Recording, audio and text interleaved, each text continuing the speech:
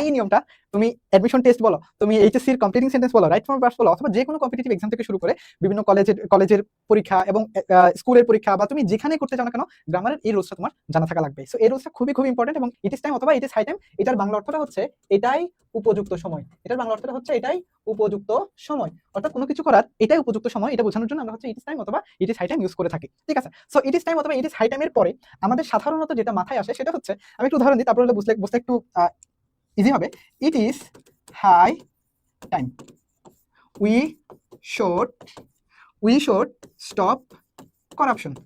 আচ্ছা বুঝো, আমরা যখন ইট ইস টাইম অথবা it is high time use করে থাকি তখন আমাদের মাথায় একটা ওয়ার্ড খুব বাই ডিফল্ট চলে আসে, সেটা হচ্ছে শুড। বাই শুড আমাদের মনে হয়, এটার সাথে মনে হয় এটাই উপযুক্ত সময় আমাদের হচ্ছে করাপশন বন্ধ করার জন্য। কিন্তু একটা জিনিস মনে রাখবা, এটার পরে তোমার হচ্ছে শুড বসবে না, এটার পরে ইট ইস টাইম অথবা ইট ইস হাই টাইমের পরে শুড বসবে না। ঠিক আছে, সো এক্ষেত্রে আমরা কিভাবে সলভ করবো? এক্ষেত্রে দুইভাবে আমরা এটাকে সলভ করতে পারি। দেখো মনে রাখবা, যখন ইট ইস টাইম অথবা ইট ইস হাই টাইম থাকবে কোনো একটা সেন্টেন্সের মধ্যে, তখন আমরা এটাকে দুইভাবে করতে পারি। একটা হচ্ছে 2 + v1, অর্থাৎ অথবা এটাকে বলা হয় ইনফিনিটিভ, মানে ইট is time it is high টাইমের পরে আমরা ইনফিনিটিভ দিয়ে করতে পারি। অথবা যদি আমরা ইট ইস টাইম অথবা ইট ইস হাই টাইমের পরে যদি কোনো একটা সাবজেক্ট চলে আসে, এই সাবজেক্টের পরে অবশ্যই v2 হবে। এন্ড এই রুলসটা হচ্ছে আমার একটা খুব ইম্পর্টেন্ট একটা পার্ট এই রুলসের। ঠিক আছে, এই একটা খুবই ইম্পর্টেন্ট একটা পার্ট। দেখো তাহলে আমরা কিভাবে করতে পারি, খেয়াল করো ভাইয়া। আমাকে বলা হলো যে it is high time, we subject আছে তাই না, দেখো ইট ইজ হাই টাইম, এটাই উপযুক্ত সময়। উই তার মানে ইট ইজ হাই টাইমের পরে, খেয়াল করো তো, ইট ইজ হাই টাইমের পরে কি আছে, একটা সাবজেক্ট আছে, রাইট? তাহলে যদি ইট ইজ হাই টাইমের পরে সাবজেক্ট থাকে, আমরা কিভাবে করব?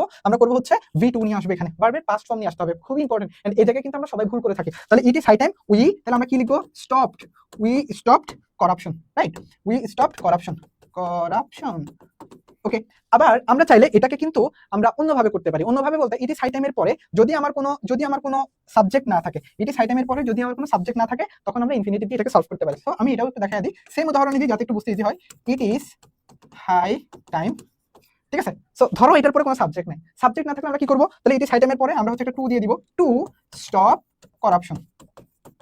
বুঝো, তাহলে আমাদের ফাইন্ডিংসটা কি ভাইয়া? এখান থেকে আমাদের ফাইন্ডিংসটা হচ্ছে, যদি ইট ইস টাইম অথবা ইট ইস হাই টাইমের রুলসটা আমরা দেখি, সেক্ষেত্রে যদি ইট is time it is high টাইমের পরে যদি আমার কোনো সাবজেক্ট থাকে, তখন অবশ্যই পারবে পাস্ট ফর্ম বসবে। আর যদি ইট is time it is high টাইমের পরে কোনো সাবজেক্ট না থাকে, তখন আমরা এটাকে ইনফিনিটিভ দিয়ে করতে পারি। ইনফিনিটিভ মানে কি? ইনফিনিটিভ মানে হচ্ছে 2 + v1, মনে থাকবে? সো এই রুলসটা খুবই ইম্পর্টেন্ট, এবং তুমি অ্যাডমিশন টেস্ট দাও বা কলেজের যে কম্পিটিং সেন্টেন্স করো বা রাইট ফ্রম ভার্বস করতে যাও, তোমার কিন্তু এই রুলসটা কাজে লাগবে। সো এটা তুমি যেখানে যাও না কেন, তোমার পড়াশোনা যেখানে করতে যাও না কেন, এই রুলসটা তোমার খুবই কাজে আসবে, এবং তুমি তোমার একাডেমিক লাইফে অনেকবার এই রুলসটার অ্যাপ্লিকেশন দেখবা। সো ইনশাআল্লাহ তুমি যদি এই জিনিসটা মনে রাখতে পারো, তুমি তোমার যে আপকামিং এক্সাম আছে, সেই আপকামিং এক্সামে কিন্তু শিওর তুমি 1 মার্কস বা তার চেয়ে বেশি পেতে যাচ্ছ ইনশাআল্লাহ।